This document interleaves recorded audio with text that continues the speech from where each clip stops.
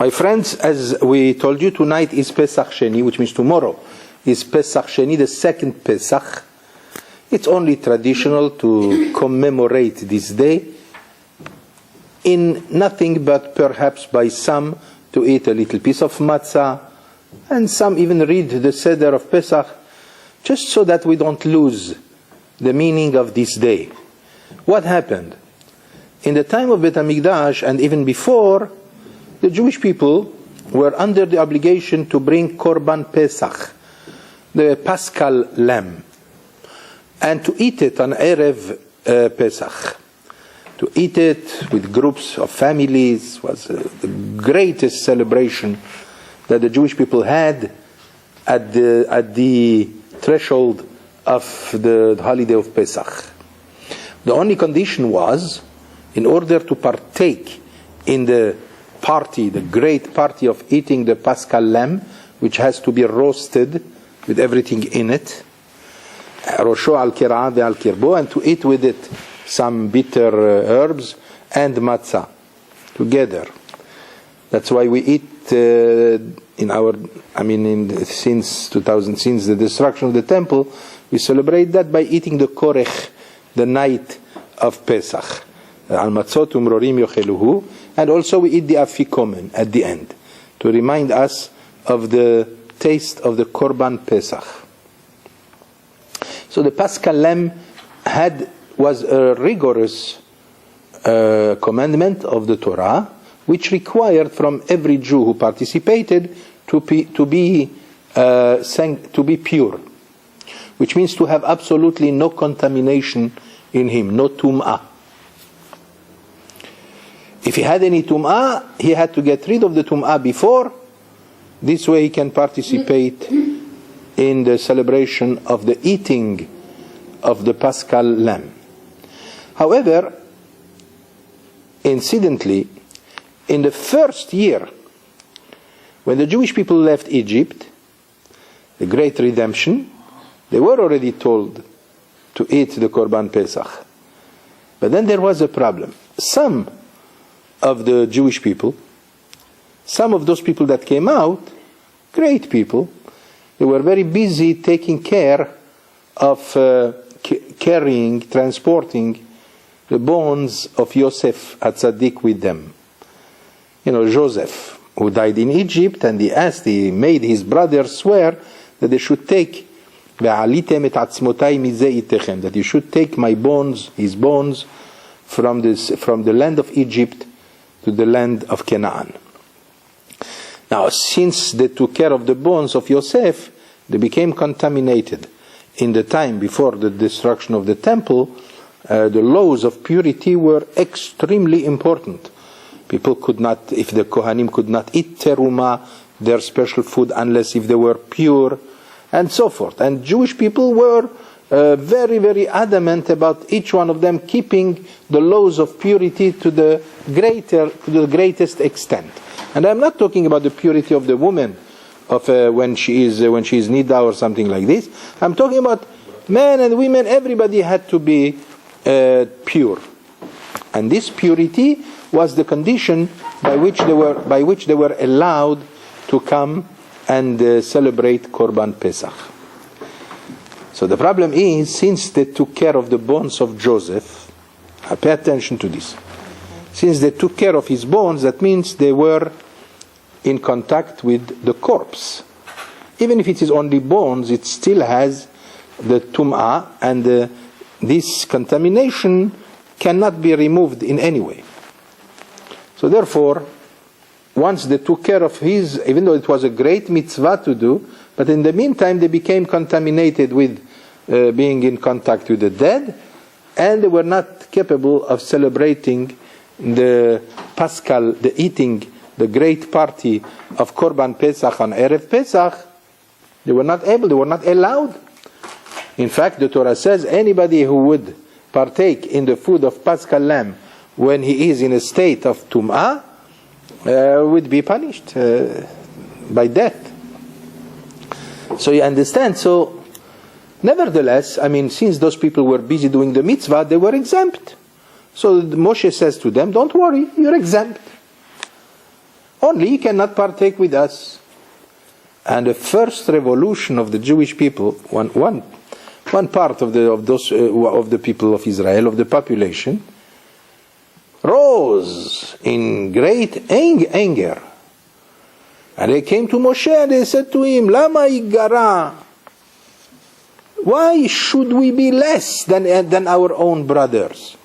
Why should our brothers fulfill one great mitzvah and we have no right to... even though you just tell us that we are exempt, but we don't want to be exempt.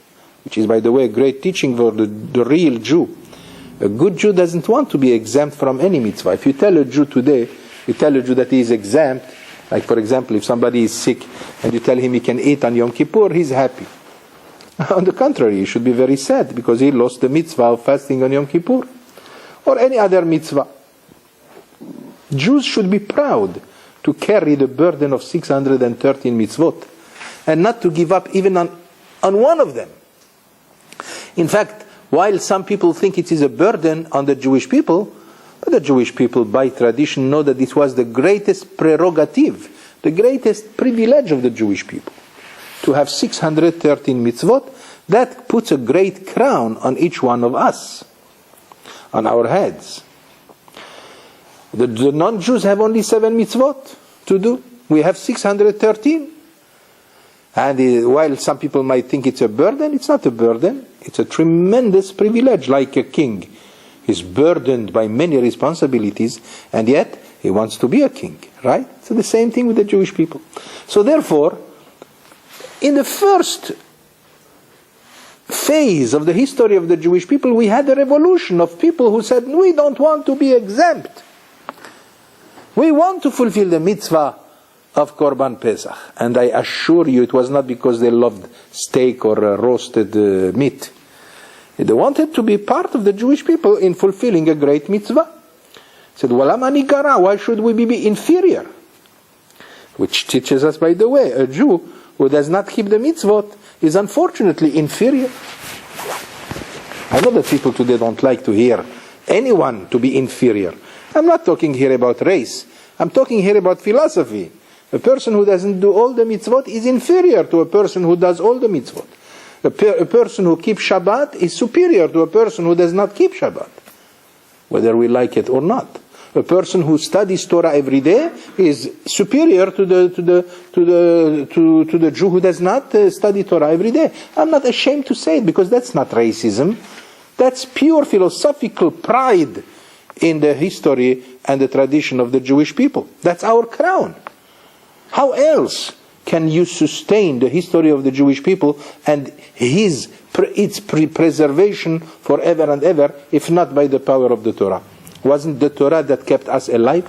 If there was no Torah 2,000 years ago, after the destruction of the temple, if it was not for Rabbi Yochanan, who gathered all the great rabbis in Yavne, after the destruction of Bet HaMikdash, would we be here today as Jews? If the Jews are still kicking around today, it's only because of the Torah and the mitzvot that were given to us in the Torah. There is no question about this.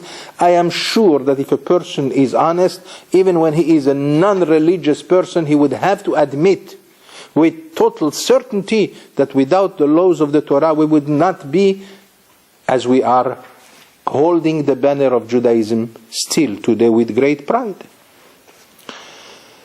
So where was I, Marina? Where was I? So I was saying that Jews didn't want to give up on one mitzvah. So if you check in the parasha of Be'alotcha in the book of Bamidbar, you will see a revolution against Moshe. We don't want to be exempt. And Moshe didn't know what to do. The Torah says that Moshe had a big dilemma. On one hand, he cannot allow them to participate because they were contaminated with the tum'ah of the dead.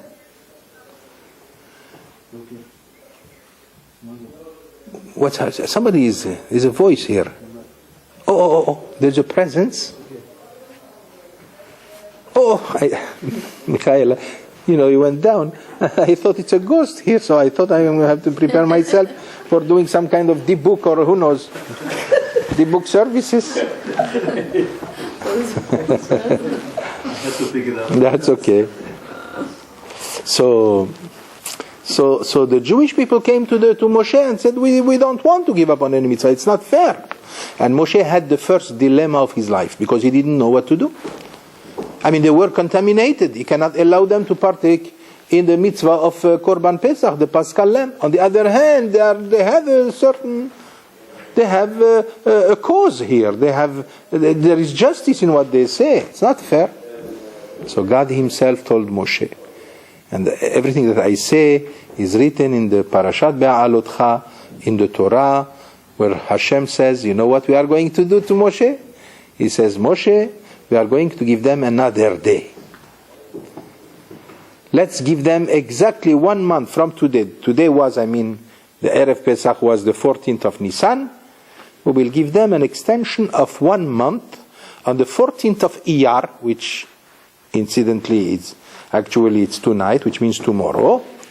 The 14th of Iyar, we will give them the privilege to do again the service of the Paschal Lamb. And in the meantime, during this month, in the interim, they will be able to get rid of their contamination, because the contamination of the dead takes several days and several ablutions and things like this. And once they finish with their contamination, they will be ready to do it again. And that's how the Torah added one special mitzvah to the number of mitzvot that we have in the Torah, just to satisfy the desire of Jews who wanted nothing less than the full amount of the full burden of the Torah.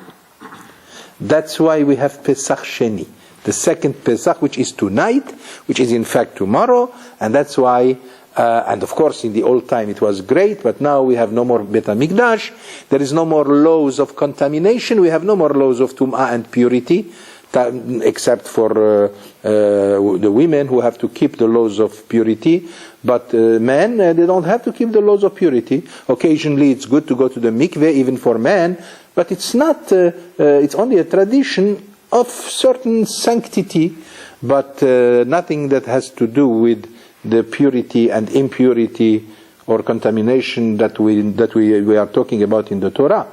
The Torah consists of at least half of it is talking about the laws of Tum'ah, contamination, and Tahara, laws of purity. So today we have none of it. We have about close to half the 613 mitzvot that are no more actual. We study them, that's all. But to do them we need Bet HaMikdash. We need the temple. And that's why we hope that the Mashiach will come, so that we will start again doing the full amount of 613 precepts of the Torah. Today, since we have no more the laws of Tum'ah and Tahara, so therefore we don't have any more with the laws of Korban Pesach. For the last 2,000 years, the Jewish people lost the mitzvah of eating the Paschal Lamb by going to Jerusalem. Imagine the picture of when you see all the population of the Jewish people coming to Jerusalem and near Bet HaMikdash and partaking group by groups, millions of groups, and sitting and eating. Something like it is going to happen on Sunday in Israel, in Meron, because of the Hilul of Rabbi Shimon Bar Yochai, where they talk about 500,000 Jews, apparently, who will be escalating the mountain of Meron and celebrating it, and many of them I know that they are going to enjoy some roasted meat and all kinds of barbecues and things like this. And of course the Hasidim, those who know, they will go there for prayers to Rabbi Shimon Bar Yochai and so forth, and celebrating. At the same time, some people they spend so much money distributing bottles of wine. Apparently it's a segula for good health and many things. So I remember I saw somebody who was practically giving thousands of bottles of wine to anybody who comes to Meron. And other people they invite each other, the Hasidim dancing non-stop the whole night, and all kinds of fires everywhere. You would think that a volcano erupted somewhere. And Mamash, it's extraordinary what's happening in Israel, in Meron, the site of the monument of Rabbi Shimon Bar Yochai and his son Rabbi Elazar together, and surrounded by other great tzaddikim and nearby other tzaddikim, and down to Tiberiad, also the grave of Rabbi Akiva, and so forth. Tonight's lecture would be, even though I'm not so sure, thank you, Reuven. I'm just afraid of the camera, that's why. Toda Rabba to everybody. Oh, he got me the right one. Tonight I am planning to speak about Rabbi Akiva. Why Rabbi Akiva is important? Because he was the teacher of Rabbi Meir, who is also the master of tonight. As we said, tonight is also the Hilula of Rabbi Meir Baal HaNes, which is another reason why they established the day of Rabbi Meir, because it's also Pesach Sheni, so it's a good day. That's why, in fact, I told you that the real day of the Hilula of Rabbi Meir Baal HaNes is on the second day of Chanukah, which is the reason why that's when he was born also, and that's why he was given the name Meir. Meir gives light from the word Or, which is the lights of Chanukah also. But as I said, the city of Tiberiad needed funds 100 years ago. So they saw that everybody is going to Meron, to Rabbi Shimon Bar Yochai, and nobody is coming to Rabbi Meir. And they wanted money. So they decided from now on, 100 years ago, that the celebration of the Hilula of Rabbi Meir should be 3 days before the one of Rabbi Shimon. This way people will come to Rabbi Meir on their way to Rabbi Shimon. And that's how Tiberiad benefited. But as I said before, although it's not the real date according to certain books, but nevertheless, since for 100 years at least this celebration went on in Israel, therefore it has collected, it has absorbed tremendous, by tradition it has absorbed holiness. And therefore it is also something, and many people do celebrate the Hilul of Rabbi Meir Baal HaNes tonight. So I was planning to tell you the story of Rabbi Meir, to study some of his teachings, and then to go to Rabbi Akiva, tell you very quickly the story of Rabbi Akiva, who is the teacher of Rabbi Meir. Rabbi Akiva is the teacher of Rabbi Meir, and also a little collection from his own teachings, whom we find every day, in every page of the Talmud, but some, so that we can absorb from the holiness of the night. And then, if we have time, we'll go down to Rabbi Shimon Bar Yochai, who is also the student of Rabbi Akiva. You understand? And you have to understand that those were 3 generations. Rabbi Akiva was a very old man. He was 120 years old when he died. But in the meantime, the first generation of his students was the Rabbi Meir, and then after Rabbi Meir, the next generation was Rabbi Shimon Bar Yochai. After Rabbi Shimon, we have the last generation of the sages of the Mishnah, headed, of course, by Rabbi Yehuda HaNasi, Rabbi Yehuda the prince, and then after that, the era of the Tannaim, of the sages of the Mishnah, came to an end, and the new era of sages of the Gemara, of the Talmud, are known as the Amoraim, the sages of the Gemara, beginning with Rabbi Yochanan, not the great Rabbi Yochanan ben Zakkai, who was the teacher of all the names that we have mentioned before, the teacher of Rabbi Yoshua ben Hananiah, the teacher of Rabbi Elazar ben Azariah, the teacher of Rabbi Akiva, the teacher of all the giants of the Jewish people. But we start from the second Rabbi Yochanan, who is the first rabbi of the era of the Amoraim, sages of the Talmud, and that is in the land of Israel. And in Babylon, we had Rav and Shmuel. That was the first generation of the Amoraim, which, of course, continued the second generation with Rav Huna, and then the third generation Rav Chizda, and then the fourth generation is Rabba and Rav Yosef, and then the fifth generation Abaye and Rava, and then finally Rav Asher and Ravina. And each one, I'm talking only about the names of the leaders of the generation of tremendous Torah scholars to whom the Torah was given from generation to generation. So since the night of Rabbi Meir, let's start with Rabbi Meir. Just in case we will not have the time to continue with Rabbi Akiva, and Rabbi Shimon Bar Yochai, and Rabbi Elazar, the son of Rabbi Shimon Bar Yochai. If you could stay with me the whole night, we'll do it. That's okay. But we'll see. First, let's fulfill the obligation of the night by starting with Rabbi Meir. Rabbi Meir. This is the second.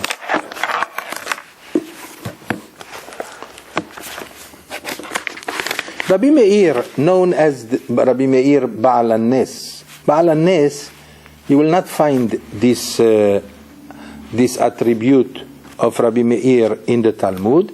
Apparently it has become a traditional reference to Rabbi Meir, the great Rabbi Meir of the sages of the Mishnah, the Talmid, the student of Rabbi Akiva, because of the great stories that and the legends that relate to Rabbi Meir, because of his tremendous sanctity and his ability to perform miracles and things like this. So he became very popular, and they refer to him, especially the Sephardim, by the term Rabbi Meir Ba'al HaNes. Ba'al HaNes means the master of miracles. So we mentioned already that Rabbi Meir was the Talmid, was the student of Rabbi Akiva. We have to know the following. Rabbi Akiva was the teacher of 24,000 of students, of Torah, great Torah scholars.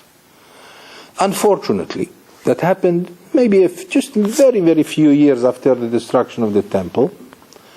That's when an epidemic, a great plague, came upon the world, in which, according to the history of the Jewish people, 24,000 Torah scholars perished.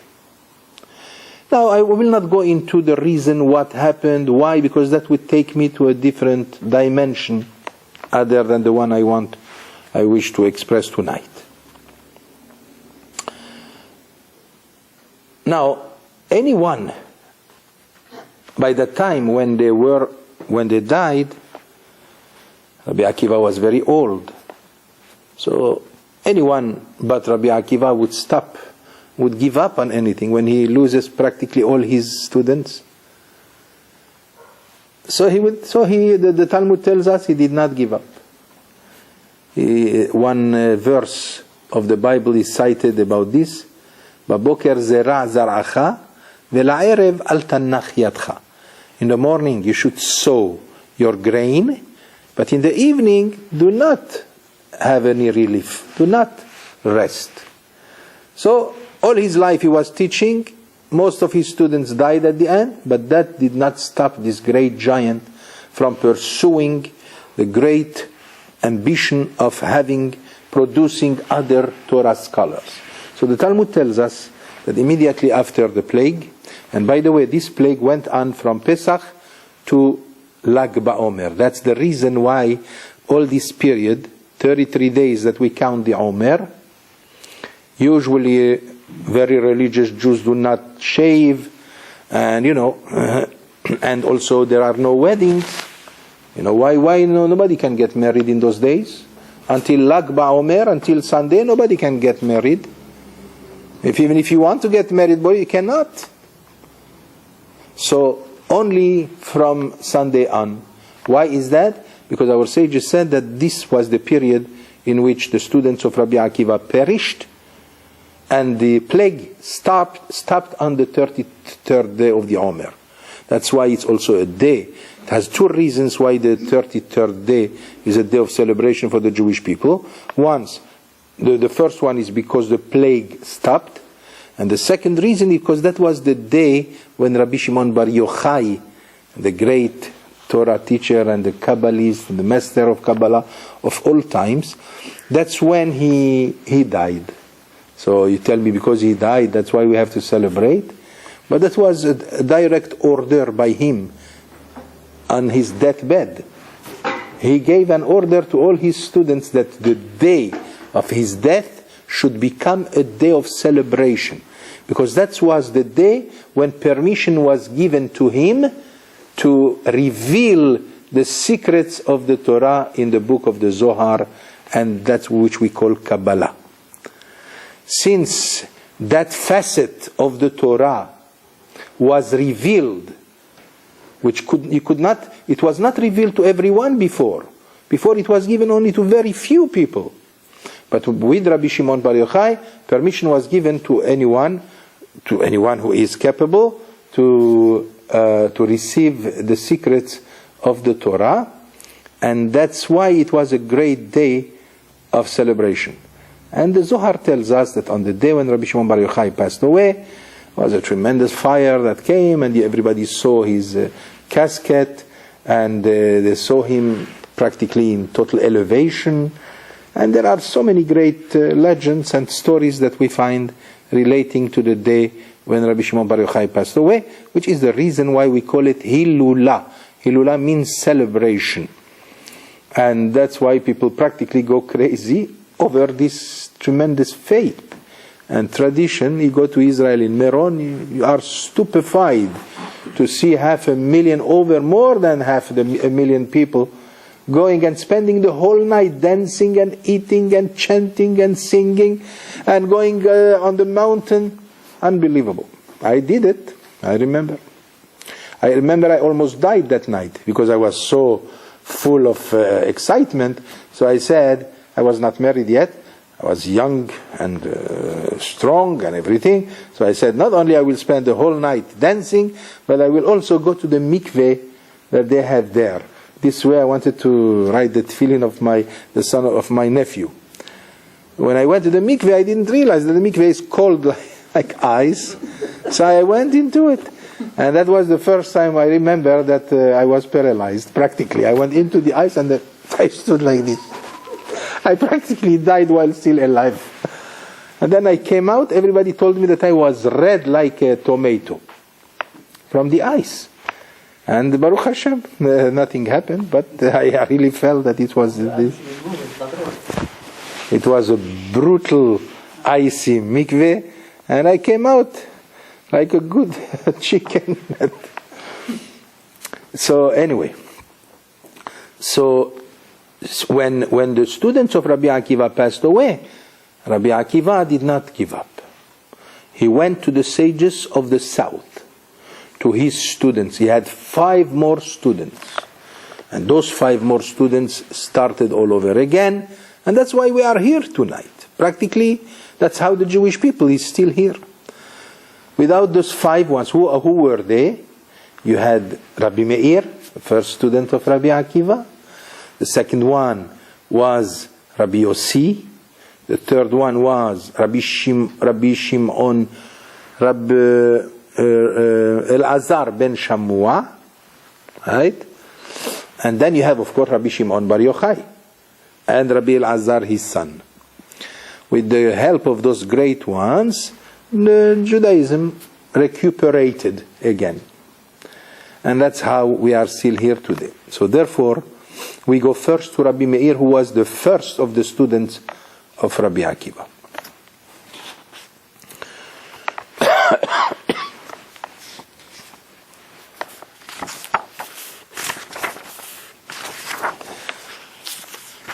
This great giant, there is a certain legend around him. It was the time when Rome was the leader of the world. It was that time when even the land of Israel was an autonomy. It was not anymore a Jewish commonwealth with full authority. Even though the autonomy means that the Romans gave the permission to the Jewish people to stay in the land of Israel and take care of everything, while the governor is a Roman governor.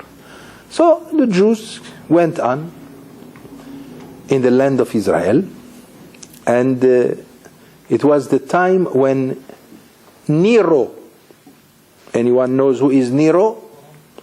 Nero, or like we call him in Hebrew, Neron, he was the Caesar, the emperor of Rome. According to the stories, He was also very crazy. He was brutal. There was another emperor who was terrible and who did a lot of wrong to the Jewish people also, Caligula, a terrible emperor who died by his own guards. But before him, Nero. Nero was a great emperor in the beginning, but somehow he became crazy. When he became crazy, he set fire on the city of Rome because he was a poet and he wanted everyone to listen to his poetry. And everybody was annoyed with his poetry. So one day he set fire on the city of Rome. All Rome burned while he was reciting his poems to Rome. That's Nero. And then apparently the history is not so sure about this, whether he was killed or all we know is that he disappeared. The Talmud comes and tells us the following story. Nero, with some kind of knowledge that he had, he understood that God wanted him to destroy the Bet HaMikdash. So he said, why should I destroy it and destroy the Jews, and then after their God is going to take revenge at me? That's the story as brought in the Talmud. So he went and disappeared. And there is a certain tradition that tells us that he converted to Judaism. And from him, a grandson from his progeny, Rabbi Meir was born. Would you believe that? No. You don't believe that. But that's what Talmud tells us. Alright, it's your business, Reuven. Anyway, I just allowed myself, I know that many people find this very hard to believe, but you could see it. By the way, this story is brought in Masechet Gittin on page Nun Vav, on page 56, in the Talmud of Gittin. Anyway, Rabbi Meir became very famous, first because of his tremendous knowledge. His knowledge of the Torah was ahurissant. It means it was just beyond our capacity to understand. It's too much. He was capable of writing practically the whole Talmud, the whole Bible by heart. In fact, there is a story that one day he ventured into one of the cities in the time of Purim. He didn't have a Megillah. He sat down, he wrote the whole Megillah, and he was a very, very capable writer, and he wrote the whole Megillah on the shell of one egg. How he did it, I don't know. In this, maybe I will also agree with you. But Chaz v'Shalom. The words of our sages are not to be debated. Absolutely true. Only we have to understand them. That's all. We have to understand what they mean. Many times the words of our sages require philosophical understanding. Many times they were brought to us as riddles or as stories that they had, in which they had to hide messages of their own because of the Roman government. And that's why we have some of the legends that are brought in the Talmud that seem to be very difficult to believe. So I sympathize with what you said, although I vehemently, with every fiber of my body, I disagree. I believe in the words of our sages, like I believe in the Torah from Sinai. Only, as I said, it requires study. One has to study the Talmud in order to decide one day whether to believe or not. But how do they prove it? Do they prove it? Well, it was not an issue that was pursued for investigation. We are content with what our sages said, apparently. Nothing of it is written in the history of the nations. We know that for a fact. Not only that, everybody who knows the history of Nero, even from the movies, you know that Nero was crazy, was cruel and brutal. But somehow, I just cited for you what it says in the Talmud. Check me in Masechet Gittin on page Nunvav. So Rabbi Meir was one of the 5 great students of Rabbi Akiva, who are known as Rabbotenu Shebat Darom, our sages of the south of Israel. And at that time, practically the world was void of Torah because everybody died, as we said before. Rabbi Meir became extremely popular because of his capabilities, his knowledge, his purity of character. He was so humble, unbelievable. We are going to study a few of his, just very few, because there are thousands and thousands upon thousands of his teachings.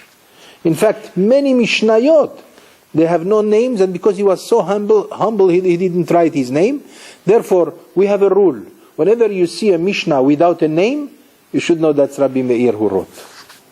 So imagine what a great, how much he enjoyed the trust of every man and woman of Israel. He himself was a sofer, by the way. He was a writer. He was a writer of Sifrei Torah and things like this. But at the same time, his knowledge was fabulous. All right, shall we start with a few of his teachings? Let's go to page 219.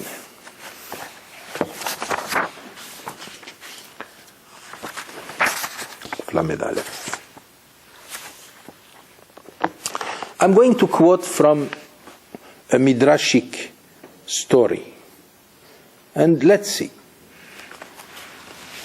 Rabbi Meir hava katvan, tav. Rabbi Meir was a great writer. We find this text in the Midrash Rabbah of Kohelet in chapter 22. Rabbi Meir hava katvan, tav mufchar. He was the best writer. He was very talented in writing. Like Rabbi Benhaim, Avraham Benhaim. I'm sure better than him. Ve'havat la'et tlat sal'in kol Shabbat. That's Aramaic, by the way. So Reuven, don't even bother to understand. I will explain. Your servant will explain to you every word. Ve'hava la'et tlat sal'in kol Shabbat. He made his living as a poor man in the beginning. He was very poor. And how much did he make? He made $3, let's say, sla'im. Selah was the currency of that time. He made 3 selah every week. Shabbat is Shavua in Aramaic. Ve'hava achil ve'shate b'chada, u'mitkase b'chada, u'mfarnes ocharanta le'rabbanan. I don't know if you will agree with that, but listen to it. He had $3 a week.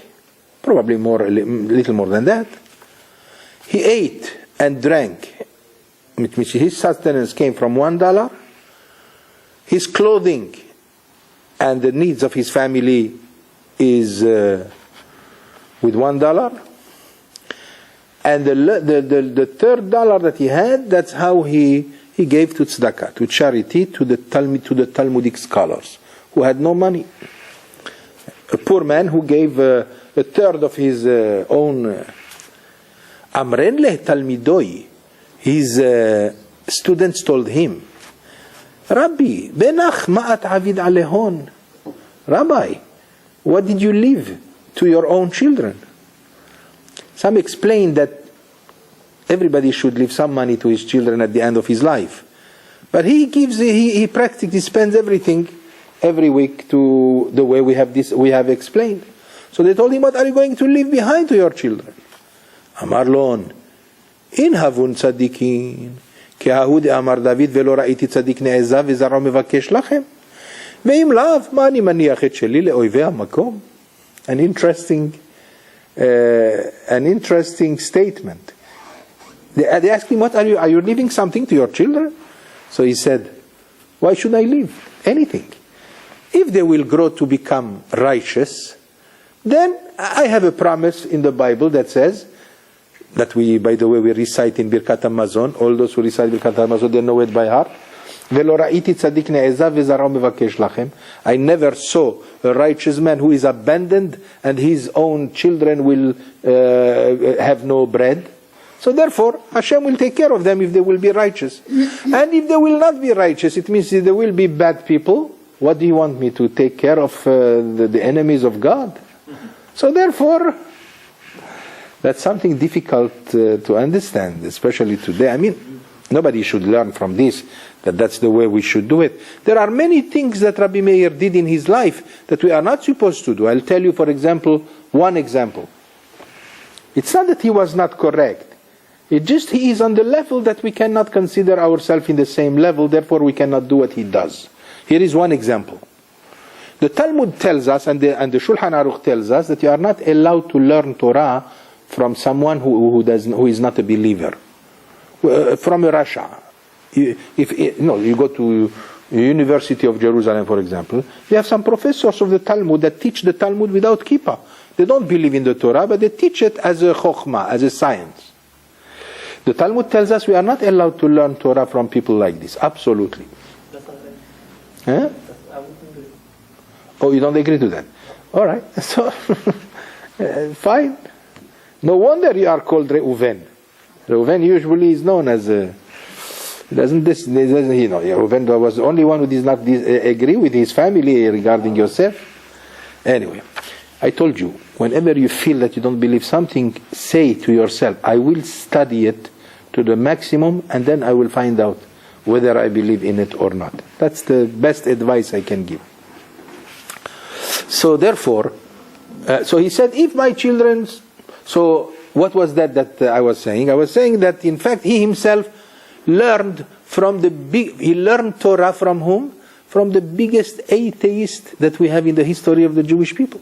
Elisha Acher.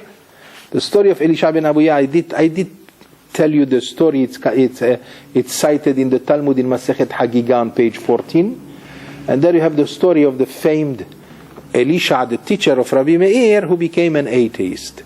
Why did he become an atheist? I cannot tell you now because it would drag me into a different dimension. But you should know that when the people told Rabbi Meir, how come you continue to learn from this guy? This guy is now an atheist and he was hated by all the Jewish people. So he answered the famous statement that we know by heart. Tocho achal, klipato zarak. I can eat a fruit.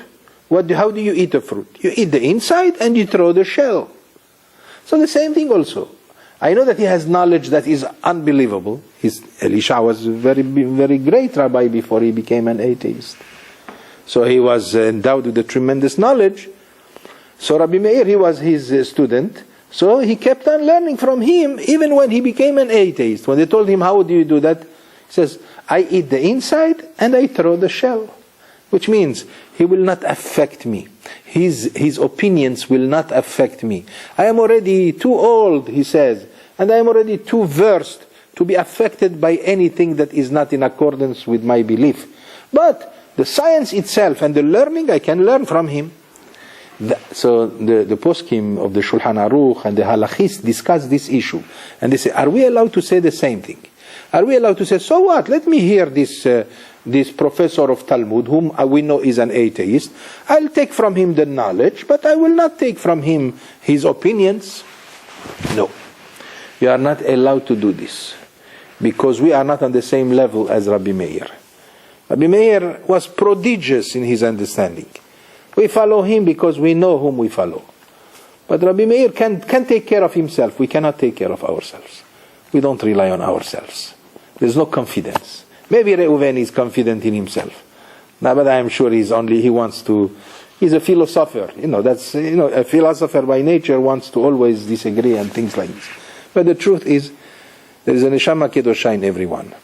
So therefore, I want you to know that there are several things that we are not allowed to do following Rabbi Meir. There's another example that I could tell you, that another great sage, Ben Azai, who never married.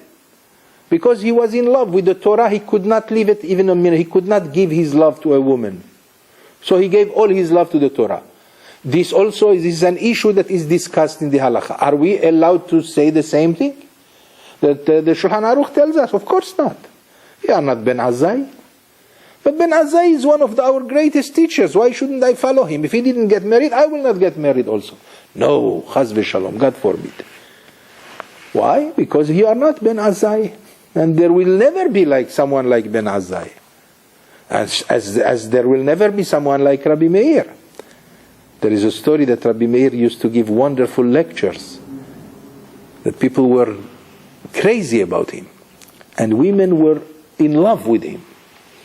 And one Shabbat, you want to listen? Here is one story that is brought in the Talmud. We find it in the Talmud. I can't remember the page exactly, but in the Talmud. That Rabbi Meir always conducted lectures Leil Shabbat, Friday night. You know, Friday night there is no time. People have to go to the Kiddush. So he knew that. He would give a little lecture. And men and women came to listen to him. One Shabbat, the lecture went on more than what he thought. And there was one woman there that was so passionately absorbed by the lecture of Rabbi Meir, she forgot about the time. You know, she has to go back home to prepare. I mean, not to prepare for Shabbat, everything is ready, but to be home so that she can sit with her husband and eat.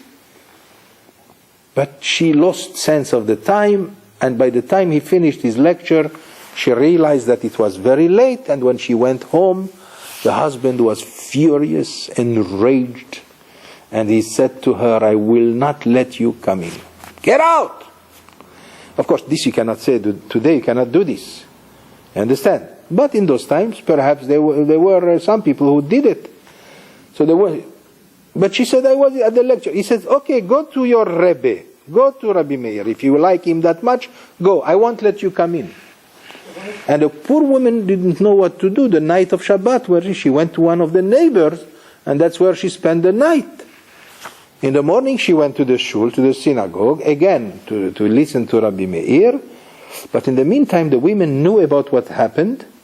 And the husband, I forgot to tell you that the husband told her, don't you ever come back to my house until you go back to your teacher, this fellow Rabbi Meir, and you spit in his eyes. And then when they will tell me that you did so, I will receive you back. Terrible. That you don't agree with him. I don't agree with him also. Believe me. I don't care about him. That guy is a Rasha.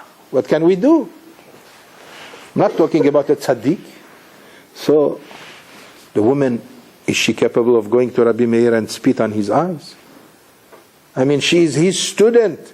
Can she do that? Of course not. But Rabbi Meir, because he had Ruach HaKodesh, he understood everything that happened.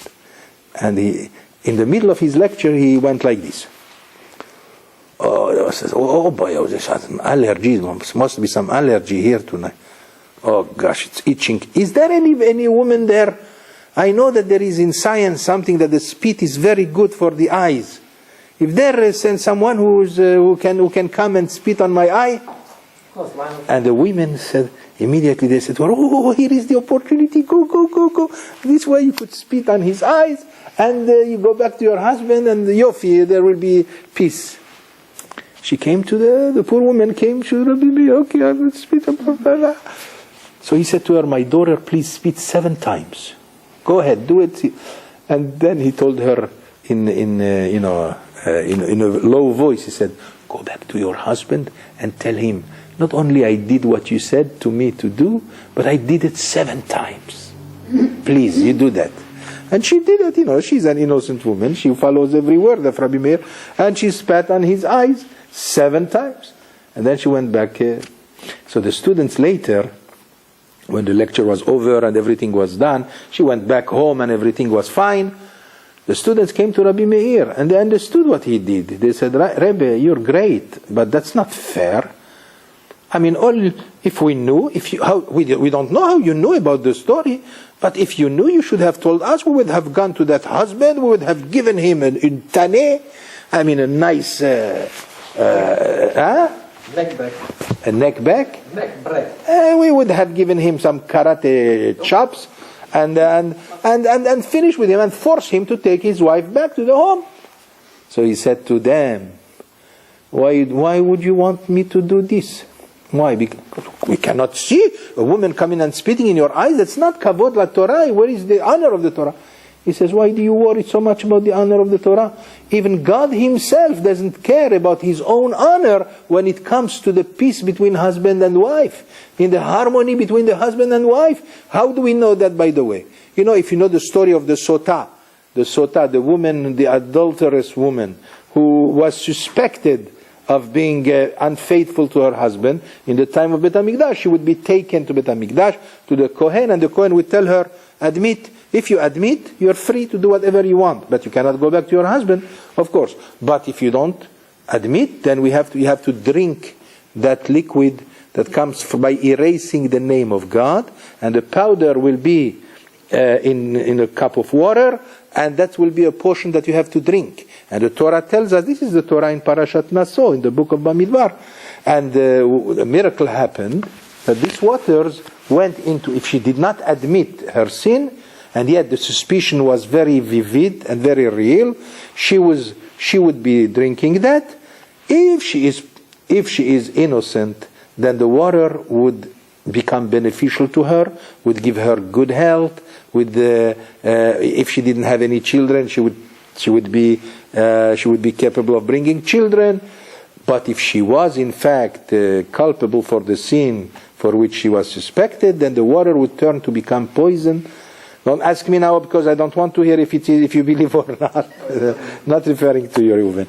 I'm just so you understand. This is the Torah. That's already not even the Talmud. That's the Torah. But there was such a thing. Today, people who don't believe in that, they don't believe because we don't have that. But in the time of Bet HaMikdash, we have a whole volume of the Torah, of the Talmud, a whole volume that is known as Masechet Sotah.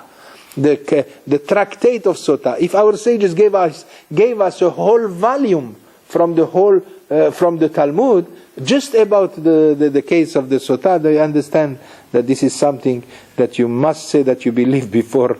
Otherwise, you say there is nothing that is true in anything. So, how do we do that? How do we prepare that portion? By erasing the name of God. You write the name of God on a piece of parchment. Right? And then you scratch it out. There is powder. That powder falls into those water, and that's what she drinks. Apparently nothing. I mean, take a little bit of dust into the water, it's not going to do anything.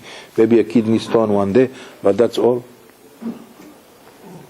So that was given, and then that's how they saw. The Talmud tells us tremendous stories about what happened, that there were many women who became blessed because of that, and so forth and so forth. So Rabbi Meir said to his students, what do you want me not to allow myself that a woman should spit in my eyes, when even God doesn't care about his own honor, as long as the woman would go back to her husband, as harmony would set in and be established again in the home. That even God doesn't care about his own honor. I should care about my honor, that I would. If that is going to make this woman go back to her home and peace again will be reinstated, I will not do it. That's one of the stories that tell us about the purity of character of Rabbi Meir. Today, don't do that, please. Because so anyway, let's go back to that little paragraph. So we said, regarding the inheritance to his children. Now I know that people will not agree with that, because they should leave money to their children. Why not? It's important.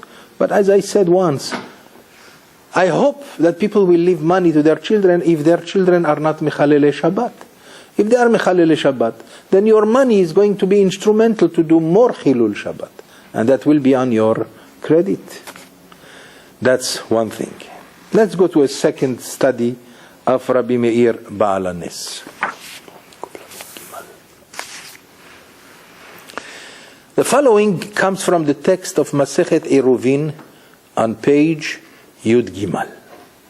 Amar Rabbi Acha Bar Chanina, a sage by the name Rabbi Acha said, Galui veyadua lifnei mi she'amar v'haya ha'olam. Now listen to this. This is Hebrew, not Aramaic. It is known before the creator of the world, she'en bedoro shel Rabbi Meir kemoto, that in the generation of Rabbi Meir there was not one that could equal his greatness. In that case, how come the law doesn't go according to him always? Let me explain that. In the Talmud, we find many times Rabbi Meir in disagreement with the sages, with the other sages. So we have to follow someone. Normally, in most cases, we follow the opinion of the sages against Rabbi Meir. So the Talmud here is asking, Rabbi Acha says, it is known without an iota of any doubt for Hashem, for the creator of the world, שלא היה כדורו של רבי מאיר, בדורו של רבי מאיר כמותו. That in the generation of Rabbi Meir there was not one Jew as great as him. So how come the law was not established according to his opinions? That's what he's asking, this Rav Acha. He answers, שלא יכלו חבריו לעמוד על סוף דעתו. The answer is, why we cannot go according to his opinions is because we will never be able to know the depth of his opinion. Let me explain. שהוא אומר על טמא טהור ומראה לו פנים, על טהור טמא ומראה לו פנים.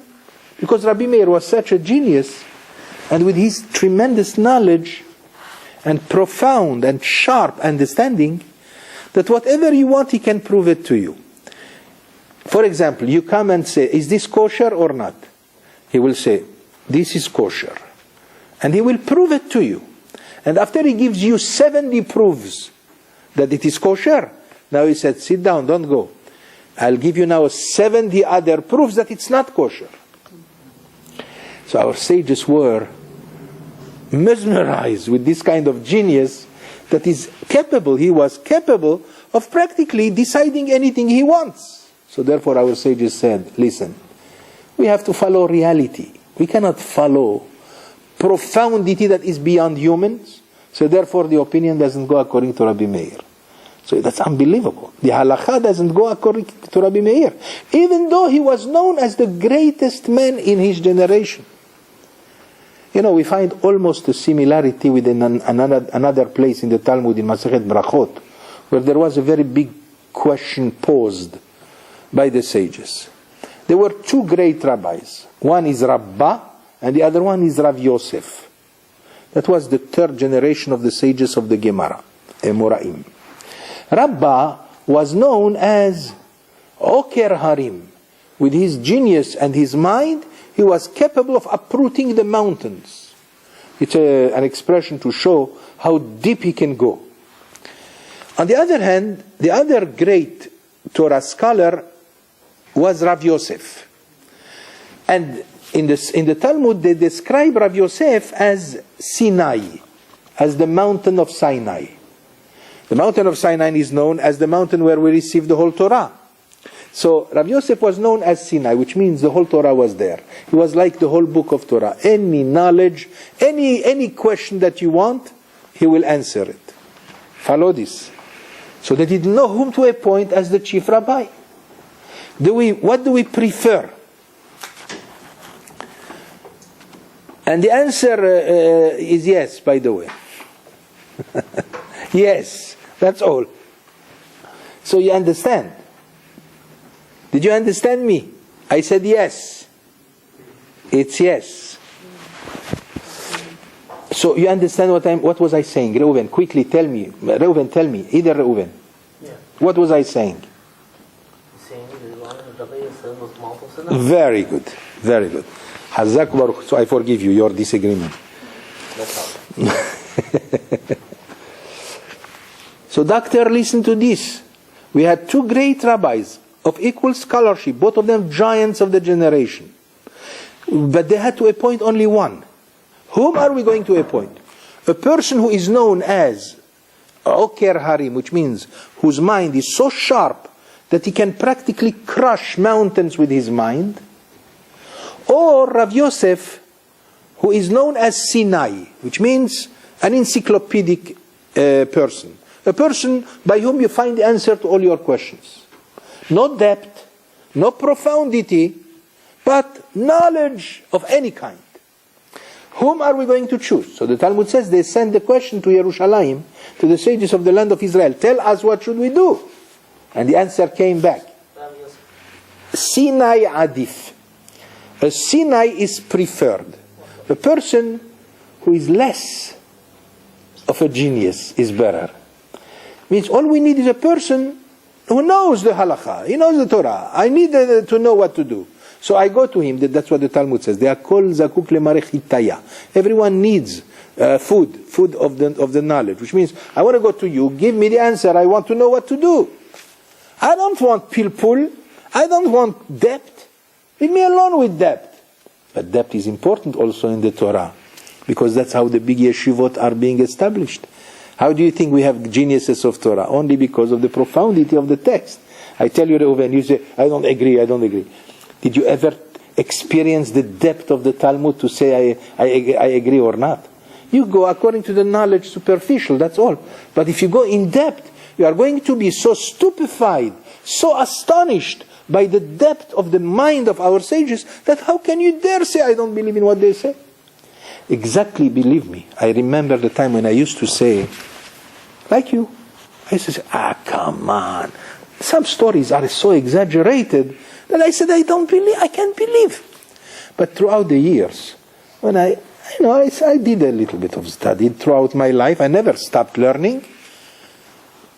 I just tell my students every day, I tell them, just ponder and see the greatness of this knowledge. When we talk about Rabbi Akiva or Rabbi Meir, and we see the level of their knowledge, and then if suddenly a little story comes from them that seems to be fantasy for me, how can I say I don't believe when I see that a mind like this, to which I cannot even bring Einstein, Albert Einstein will not even come close to one of these giants, how can I say I don't believe? And that's the very plain logic that I can use. There are other logics, but that's one logic that I always followed. I believe. Why? Because if something doesn't make sense to me, it's not for me a reason to say I don't believe. It means that I don't understand it. It's very simple. Like the Talmud says, this is a statement that is known in the Talmud. Imrek hu mikem. If you think something is empty, don't say that the text is empty. Say you are empty. Your mind is empty. When we are all empty. Mamash. That's the way, that's the truth. We are all empty when we consider ourselves, even in any kind of equality to those great giants. In fact, there is another statement in the Talmud that says, Im rishonim kemalachim, anachnu kivnei adam. Ve'im rishonim kivnei adam, אנחנו כחמורים ואפילו לא כחמורו של פנחס בן יאיר. It says in the Talmud, if you consider the early ones, the time of these sages, as angels, then you can consider yourself as people. But if you consider them just like plain people, then we are just donkeys, and not even close to the donkey of Rabbi Pinchas ben Yair, which is another story. I don't want to take the time. Now let's go. How many minutes do we still have? Talk about Margareta, talking about Rabbi Akiva and Rabbi Shimon, and we didn't even finish what I have in mind for Rabbi Meir only. But still it's important. Can we add a few more minutes? So now it says here, so in the Talmud, so Rabbi Acha says, it is known, Galui v'yadua, it is known that there is nobody like Rabbi Meir in his time. So how come the law was not like him? So the Talmud tells us, nobody was able to see, to understand that what does he mean really?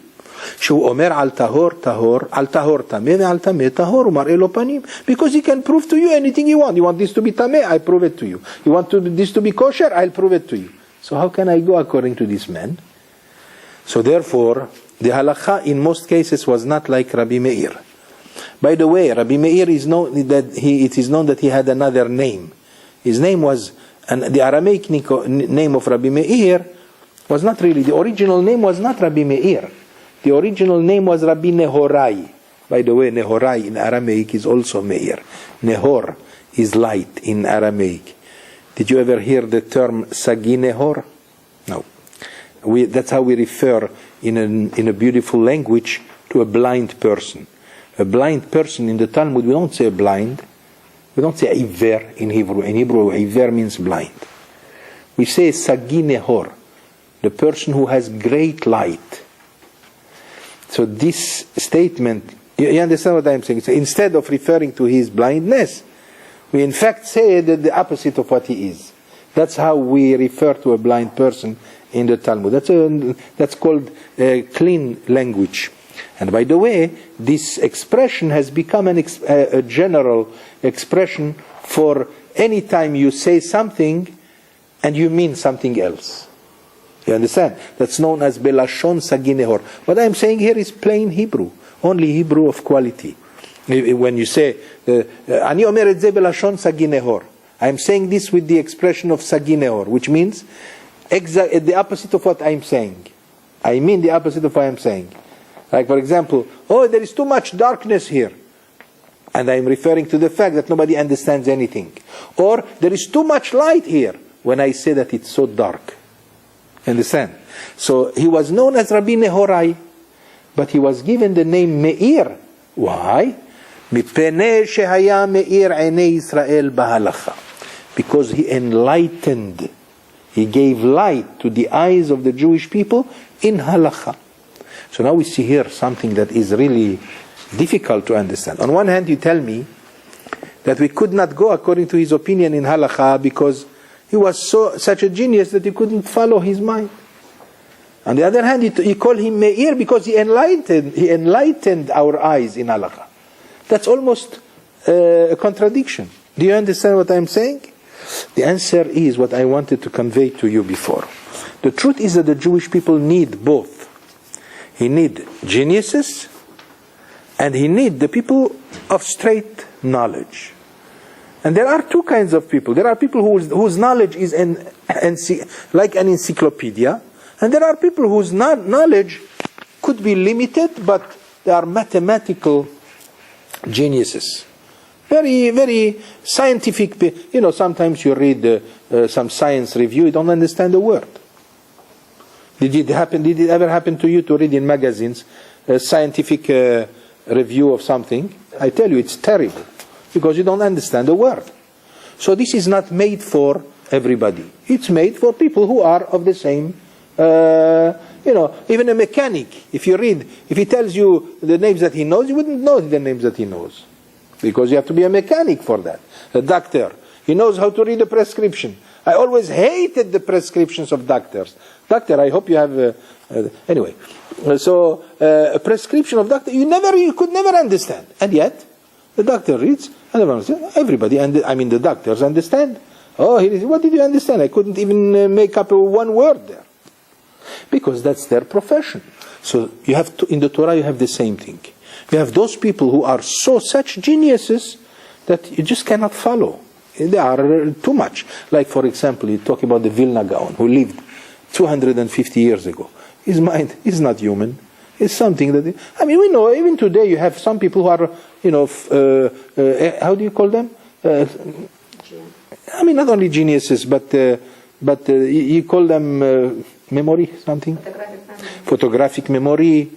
Like Rabbi Obadiah Yosef, they say he has a photographic memory, and some others. But that's not what is needed for the Jewish people. What is needed, Rabbi Obadiah Yosef is both. He's also a genius, but he's also his knowledge is an encyclopedia. By the Ashkenazim, for example, they have some geniuses. They couldn't write straight. It took the effort of the students to write what they had, like the late Yeshiva Mir, Rosh Yeshiva, Rabbi Shmuel Birnbaum, Rebbe of my son. He was such a genius. He could never write a word. But his students came up now with his first book, a book of tremendous genius. And by the way, the one who helped in this book is my own son, Rabbi Mordechai, and that's a book that is known even in Israel, known that Rabbi Shmuel Birnbaum was the genius of all the yeshivot. But he cannot be beneficial to every one of us. What do we need, we people? We need someone who knows and tell me what to do. Don't tell me difficult things. So now you might tell me that the difficult things are not necessary. Oh no. I told you, if if you wish to be accepted in Yeshivat Brisk in Yerushalayim, you have to be a genius of geniuses to be accepted there. But at the same time, if you go there, you will not understand the word. So maybe they are not beneficial. No, the Torah must be explored by its two facets, the knowledge as well as the memory and the profundity. No question about it. The depth and knowledge both go along.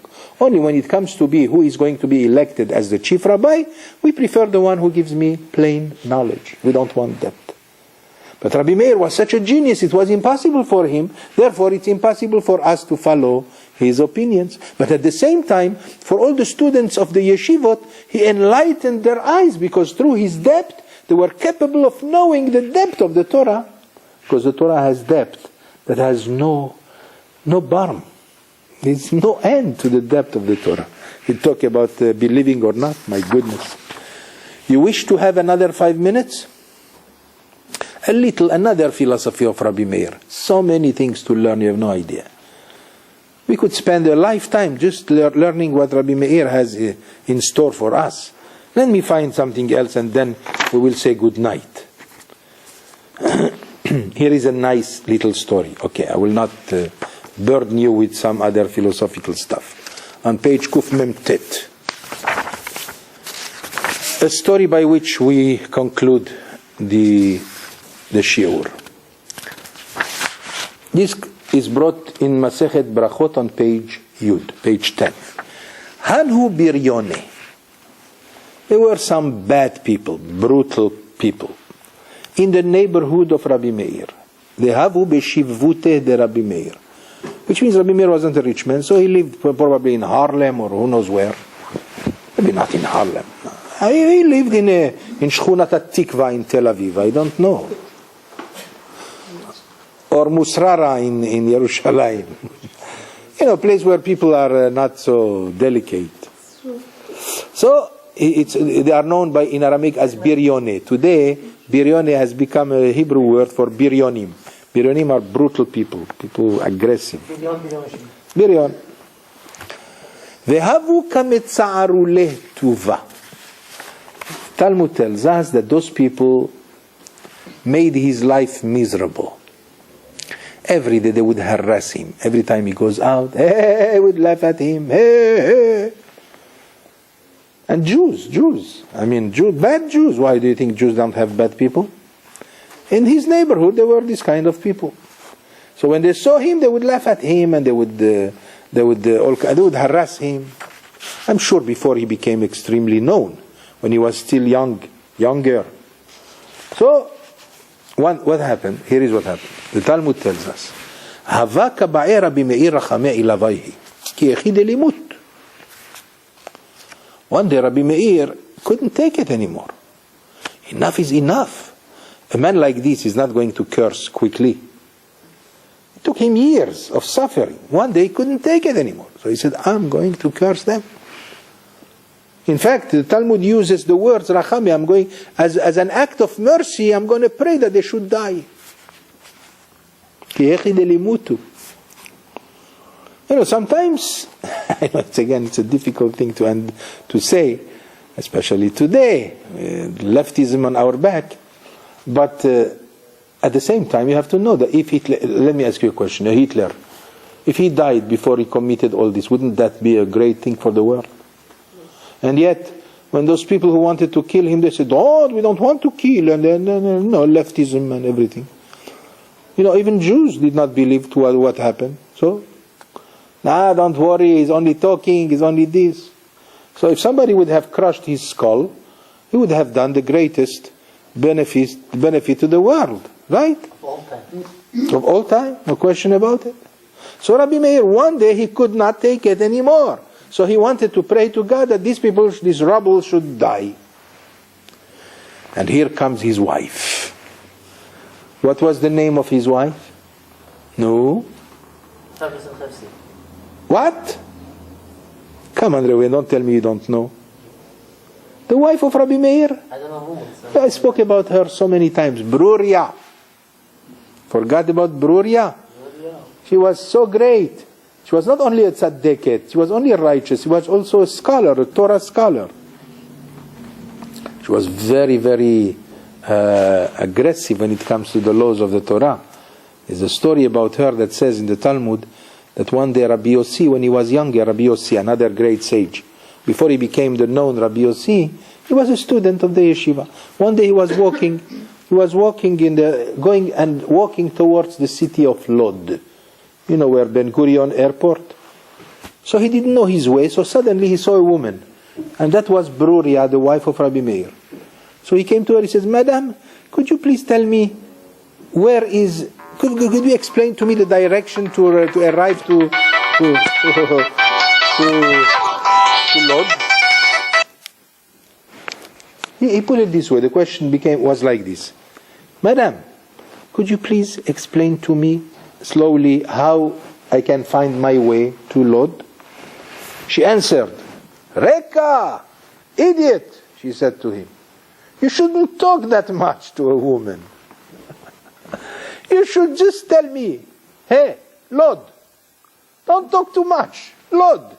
And I would understand what you want, and that's all. The guy was stupefied, and yet he became the great Rabbi Yossi, which is also another story. But that's Beruya. Beruya was known as very straight and very aggressive.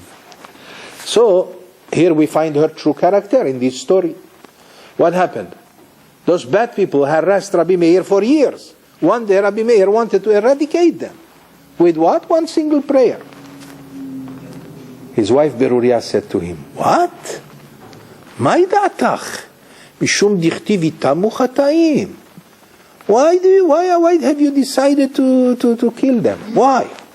Because it says in the Bible, in the book of Psalms, יתמו חטאים, let the sinners be eradicated. Miketiv chotim, katuv chataim. She was very knowledgeable in the Bible. So she said to him, if the Bible said itamu chotim, let the sinners be eradicated, I would understand. But it doesn't say let the sinners be eradicated. It says let sins be eradicated. That's what it says. So, shfil lesefet kra, urshaim od enam, kevan de itamu chataim. Ela ba'erachame alai hodelihderu bitshuva. So he said to him, my husband, why would you want to kill them? Instead, you want to pray for them that they should die? Pray for them that they should do tshuva. That's all. And you know what happens? What happens when they do tshuva? They are not anymore the same people. So, you have obliterated the old people, and now you have new people. Because that's what it says in the Pasuk. She brought him a verse.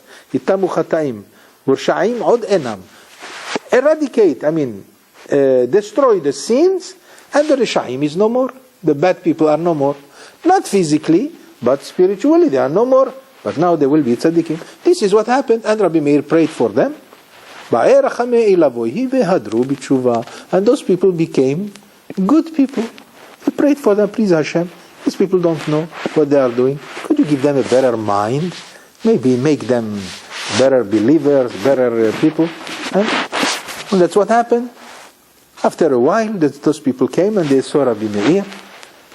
Buongiorno, Rabbi Meir. And Rabbi Meir said, what? What happened? This I'm adding in. I'm just telling you. So he said, what? Since when you tell me? Since when you greet me and you say good morning? They said to him, why not, Rabbi Meir? We were crazy. We know you are a great man. Can we come to your lecture tonight? And so forth. And that's how little by little they became very good. So my friends, let me wish you a nice and happy Pesach Sheni. On Sunday night we have a Hilula of Rabbi Shimon Bar Yochai. Let us pray that the zechut and the merit of Rabbi Meir, of Rabbi Akiva, the great teacher, of Rabbi Shimon Bar Yochai, the great student of Rabbi Akiva also, may the merit of these great ones enlighten our eyes and heart, so we will have a long life and healthy and happy and everything that you wish. Be'ezrat Hashem, amen.